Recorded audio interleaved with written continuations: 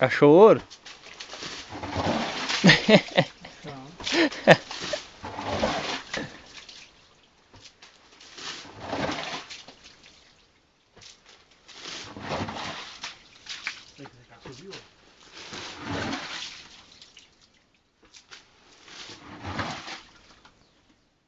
Coloca um pique-pauzinho.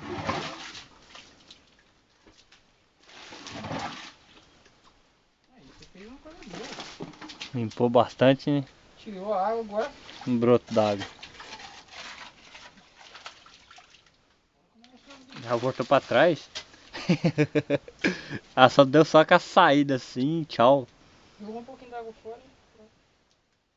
Aí ela brotando de novo, olha. Rapaz, isso aqui é muito horrível. Eu tenho que salvar ela de novo. Não, mas você não precisa salvar ela também com ele, não. É só você pavimentar aí, você deixar ela já. Ela por conta própria. Ela por conta própria, quando pega chover mesmo, ela volta. Uhum. Porque tem muitas matas, né? Muitas bananeiras, né? Refresca bastante isso aqui.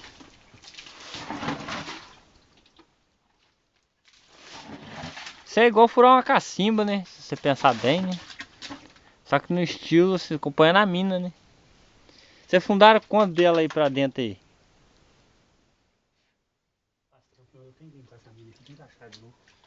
Cavaco, eu leio pra fazer. Não, aí eu vou entupir ela mais. Aí, coisa que cair essa blusa aí já era. Cachorro fora dela. Não, vou jogar fora.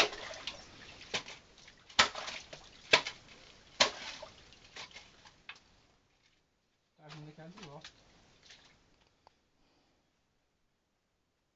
Naquela hora eu mexi aqui, esse pauzinho, tem? Esse buraco tem uns 2 metros. Só um buraco. 2 metros, né? Aqui. De largura. Vai ter mais ou menos um de fundura. Aqui é cheio d'água, vai virar uma sapo da caixa, hein? Show.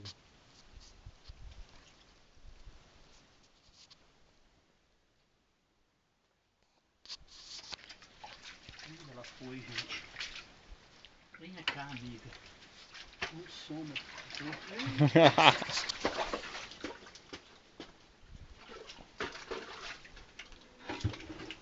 Virou bagunça.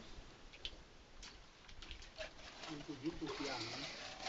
Era boa demais, Rick. Você tinha que ver. Boa mesmo? Ela tava arrancando d'água, quase. Ai caramba, aí é foda.